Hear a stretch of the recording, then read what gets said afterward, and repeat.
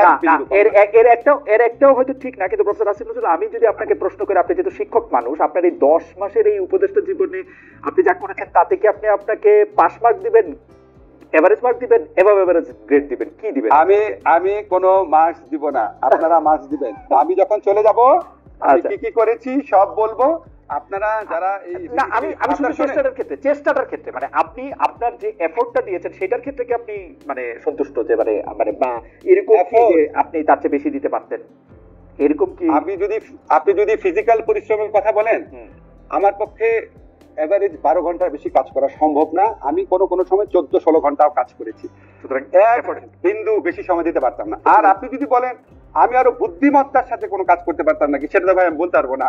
আমার বুদ্ধি তো কোয়ান্টিফাই করা যায় না, কাজের পরিমাণটা কোয়ান্টিফাই করা যায়, কাজের পরিমাণে আমি মোটামুটি একটা অ্যানসার পাইছি। আপনার যে বস আছে, সে বস কি আপনার উপর খুশি? মানে প্রচন্ড খুশি। বস আপনার উপর খুশি? প্রচন্ড খুশি। আপনি ইবু স্যারের কথা বলছেন? জি জি জি, প্রচন্ড খুশি। আপনাকে একটা এক্সাম্পল বলি। ধরেন আমাদের যখন যে বাংলাদেশ ব্যাংক সংক্রান্ত যখন একটা তদন্ত কমিটি করা হলো আর কি, তখন আমি বারবার আমি বলতাম, স্যার আমাকে দিন, আমার অনেক কাজে যাব, অনেক কাজে যাব। 2-3 অন্যদের নাম কাম উঠলো, স্যার বলে না, তোমার না দিলে কাজ হবে না, তুমি থাকবা।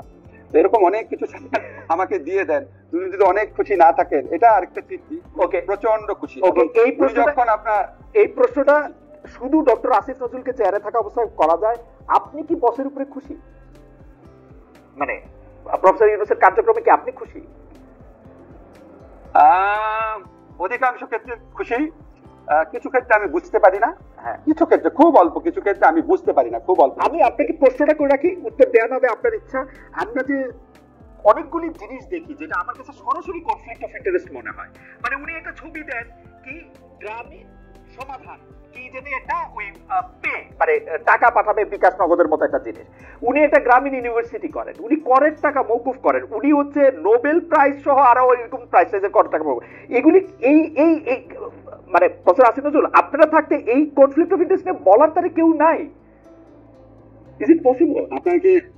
আপনি আমাকে যেভাবে বললেন আমি সেভাবে চিন্তা করি নাই এতগুলো জিনিস। কিছু ক্ষেত্রে আমি জানি, কিছু ক্ষেত্রে আমি জানি, একটা ক্ষেত্রে অন্তত আমি জানি, যেটা অনেক আগে আবেদন করে রাখা হচ্ছিল, বারবার গত সরকার দিচ্ছিল না দেখে নর্মাল প্রসেস এটা হয়েছে, এটা অনেক আগে আবেদন করা হয়েছে। আপনাকে একটা কথা বলি, মানে খালেদা জিয়ার জামিন সবগুলা হয়ে গেল, তো এটাও তো আপনার দীর্ঘদিন যাবত হচ্ছিল না। এখন যখন দীর্ঘদিন যাবত দেখেছি আটকে রাখা হয়, তারপর যখন এটা রেগুলারাইজ করার সুযোগ হয়, তখন একসাথে হয়ে যায়, তখন এগুলো মনে হয় যেটা হয়তো দৃষ্টিকটু, কিন্তু হয়তো এগুলি অনেক আগে ডিজার্ভিং ছিল। একটা ক্ষেত্রে আমি নিশ্চিতভাবে জানি, বাকিগুলো জানি না, অনেক আগে ডিজার্ভিং ছিল, অনেক আগে আবেদন করা হয়েছিল, অনেক প্রতিবন্ধকতা সৃষ্টি করে আটকে রাখা হয়েছিল। এখন এটা আটকে রাখে নাই, নর্মাল প্রসেস হয়েছে, এখন আটকে রাখবে কারণ তো কারোটাই আটকে রাখা হচ্ছে না। আপনারা যখন এরকম সমালোচনা করবেন, আমার মনে একটুখানি ভিতরে তথ্য জেনে, ধরেন গ্রামীণ বিশ্ববিদ্যালয় কত বছর আটকে ছিল, আমি আপনাকে জেনে নিয়ে করলে আমি আপনাকে ভিতরের তথ্য নিয়ে আমি আপনার সাথে আরেকদিন নিশ্চয়ই আমরা বসবো। যেমন গ্রামীণের এটা আটকে ছিল, এটা আটকে থাকা বলে না, এরকম আরো 10টা কোম্পানি আমি নিজেও করতে চাই গ্রামীণ সমাধান। এটা হচ্ছে যে একটা মানে এর চেয়ে ভালো জিনিস আর হইতে পারে না স্যার। একটা গ্রামীণ সমাধানের লাইসেন্স যদি আপনি আমাকে দেন, এর চেয়ে ভালো জিনিস আর হইতে পারে না। আপনি আমাকে একটা দেন, এখন আপনি বলবেন তো যে উনার মানে মানে আমি জানি না একটা গ্রামীণ ইউনিভার্সিটি, আমি আপনাকে চিনি স্যার, আপনি জীবনে এটা করতে পারতেন না। আমি আপনাকে বলি না, আমি তো এন্টারপ্রেনার না, আমি আপনাকে বলি যে জিনিসটা আমি জানি না, তাও আমার বসের সম্পর্কে আমার অত্যন্ত শ্রদ্ধেয়,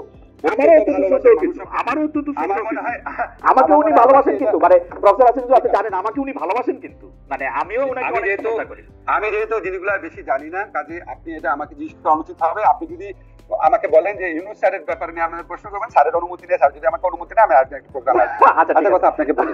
আচ্ছা, আরেকটা কথা আপনাকে বলি, ধরেন আমি কোনো এন্টারপ্রেনার না, ফলে আমার তো কোনো কিছু পাওয়ার কথা না, কিন্তু আমি আপনাকে একটা জিনিস বলে রাখি, আমার এই 10 মাসের উপদেষ্টা জীবনে আমার ভাই বোন আত্মীয় স্বজন একটা মানুষ মিনিমামতম কোনো আনুকূল্য পায় নাই, বরং আমার যে আপন দুলা ভাই, সে সুপ্রিম কোর্টের বিল্ডিং এ যেই জায়গায় বসতো সেখান থেকে তারা উঠায় দেওয়া হয়েছে, ঠিক আছে, সেখান থেকে স্থানচ্যুত হয়েছে।